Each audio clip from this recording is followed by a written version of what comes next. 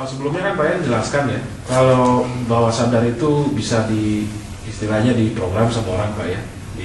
Iya. Nah, saya bertanya nih Pak, kalau misalkan begitu ya, dalam keadaan sehari-hari, taruhlah saya ketemu seorang penjual gitu, awalnya saya nggak begitu minat, tapi kok tiba-tiba saya jadi tertarik sama barang itu proses hipnosis juga Pak? Iya, itu bentuk alami dari proses sehari-hari ya. Jadi artinya banyak kejadian dalam sehari-hari yang sangat alami sekali, di mana sesungguhnya kita menerima informasi dari luar dan begitu mudah masuk sehingga terjadi sebuah pengambilan keputusan.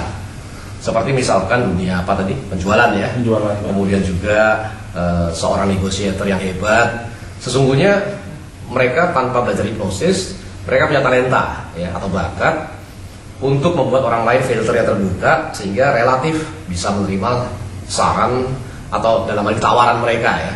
Kalau kayak kegiatan di sekolah dalam belajar mengajar betul, gitu. sama ya. Jadi ada guru-guru yang sangat dikatakan sangat enak gitu ya, murid-muridnya senang gitu ya.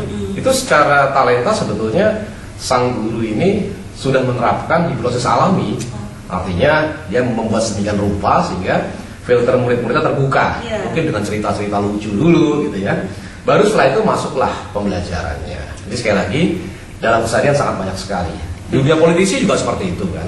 Bagaimana seorang politikus merekrut pengikutnya gitu ya. Di dunia spiritual juga para spiritual leader juga menerapkan ini gitu. Jadi sekali lagi bahwa banyak para komunikator handal itu sebetulnya mereka juga ahli hipnosis walaupun tidak secara formal ya. Okay. Oh gitu, saya jadi mikir-mikir nih Pak. Ya. Jangan-jangan kalau saya dirayu terus jatuh cinta itu proses hipnosis. Hipnosis ya. Gitu ya. Hipnosis kan prosesnya pelan-pelan, namanya induksi nanti ya. Pelan-pelan sehingga makin terbuka filternya sehingga masuklah rayuan gombal. Ya. Tapi waktu saat itu nggak gombal ya. Artinya yang menerima siapa? Pikiran bawah sadar ya. Kira-kira seperti itu ya. Jadi pikiran bawah sadar itu dahsyat banget ya Pak?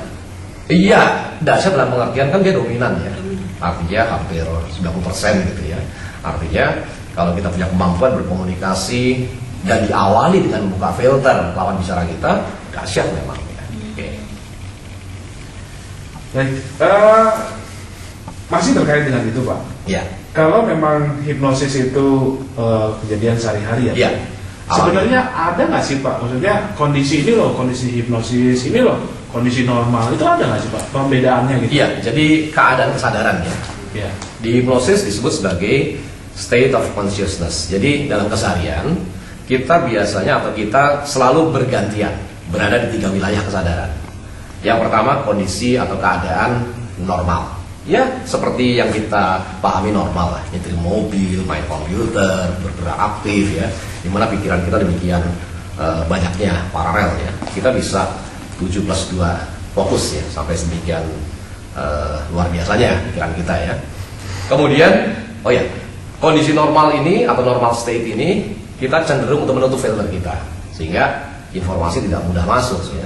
Jadi jangan memberi nasihat pada orang yang sedang sibuk gitu ya. Oke. Kemudian keadaan kedua, keadaan tidur atau kondisi tidur, sleep state. Tapi definisi tidurnya berbeda ya. Tidur tanpa mimpi. Kalau di gelombang otak mungkin disebut sebagai kondisi delta. Karena kalau mimpi atau mengigau itu berbeda ya. Nah, kondisi tidur pun yang saya katakan tidur tanpa mimpi itu kondisi di mana kita pun juga menutup filter kita. Jadi bawah sadarnya tidak reseptif. Jadi betul-betul dikendalikan sendiri lah kira-kira seperti itu. Demikian juga konsepnya adalah percuma saja kita mensugesti orang yang tidur tanpa mimpi, tidur lelap ya. Karena bahkan panca inderanya pun tidak aktif pada saat itu. Nah, lalu ada kondisi antara yang disebut sebagai hipnosa. Orang psikologi mengatakan seperti itu atau hypnotic state. Nah, disinilah filter mulai terbuka ya. Sehingga kita mulai dapat menerima atau menyerap informasi dari luar. Nah, kondisi hipnosa ini rentangnya besar ya. Artinya ada kondisi filternya terbuka kecil ya, lebih besar dan besar sekali atau full. Sehingga ada istilah light trance, medium trance, kemudian juga deep trance, kira-kira seperti itu. Kita bergantian terus ya. Dalam keseharian ya, setelah bangun tidur kita normal masuk hipnosa, normal masuk hipnosa. Anda sekarang sudah masuk hipnosa loh, mendengarkan kata-kata saya kan? Iya, seperti itu. Ya. Oh gitu. Itu kalau orang tidur berarti nggak bisa dihipnotis Pak ya? Nggak bisa. Tidur tanpa mimpi ya. delta, jadi definisinya beda.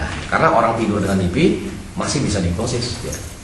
Masih bisa nanti Beagle ya. itu bisa ya? Masih bisa ya. Oke. Kalau Pak Yan tadi bilang ya, kemarin itu Pak Yan bilang hipnosis itu ditidurkan gitu ya. Iya. Tapi tadi Salah satu bentuk ya. Ya. salah satu bentuk. Salah satu bentuk. Tapi kayak penjualan gitu ya, orang lain itu kan nggak pakai tidur Pak. Iya, Sebenarnya betul sekali. ada jenis, maksudnya itu gimana sih? Iya. Pak? Saya agak bingung. Secara luas kan konsepnya asalkan filter terbuka, maka informasi bisa masuk. Itulah hipnosis kira-kira seperti itu. Tanpa harus tidur. Tanpa harus tidur. Ya. Oh, oke. Kira-kira bentuk umumnya seperti itu ya. Jadi ngobrol-ngobrol itu bisa masuk hipnosis? Bisa masuk hipnosa. Orang konsentrasi, orang fokus, berminat, sehingga pesan-pesan kita dapat diterima oleh pikiran bawah sadarnya dan dieksekusi. Ya. Itu namanya apa Pak? Itu kalau yang kayak gitu? Oke, kita bicara tentang berarti dari bentuk yang umum tadi, lalu kita juga mengenal hipnotis di panggung atau di ruang terapi, sehingga secara garis besar atau secara kelompok besar kita boleh membagi hipnosis menjadi dua kelompok. Yang pertama disebut sebagai formal hipnosis. Jadi hipnosisnya formal. Yuk saya hipnosis yuk. Atau di panggung ya. Oke, siapa yang mau ke depan sebagai volunteer? Atau di ruang terapi, ya itu adalah formal hipnosis ya. Nah, yang tadi Anda tanyakan di dunia sehari-hari itu disebut sebagai informal hipnosis. Artinya hipnosis yang tidak memerlukan tidur ya. Oke, tapi dua-duanya punya prinsip sama ya. Bagaimana untuk membuka filter ya.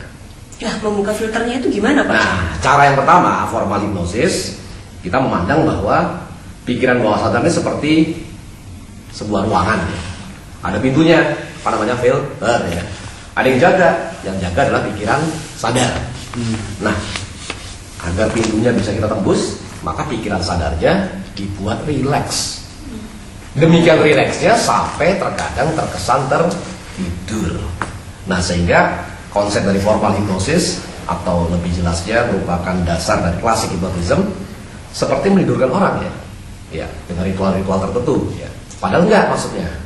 Maksudnya adalah merilekskan sisi sadar atau conscious mind ya. Itu bisa dengan ritual atau dengan alat-alat tertentu gitu Ya, Pak? nanti mungkin kita bicara prosedurnya ya. Tapi intinya filosofinya adalah bagaimana membuat si penjaga lupa jaga pintu bawah sadar. Oh, jadi langsung nyelonong masuk berarti Pak? Iya, dia tidur kan. Informal. Iya, Oh, kita bisa iya. terbuka. Sedangkan informal hipnosis, penjaganya diajak ke sana kemari, ya, sampai lupa menjaga pintunya. Dialihkan. Lalu kita masuk melalui backdoor pesannya, kira-kira seperti Jadi itu. tanpa harus tidur. Tanpa harus tidur. Ya. Oh, Tapi iya. dia pun seakan-akan tidak lagi menjaga pintu tersebut. Ya. Oke.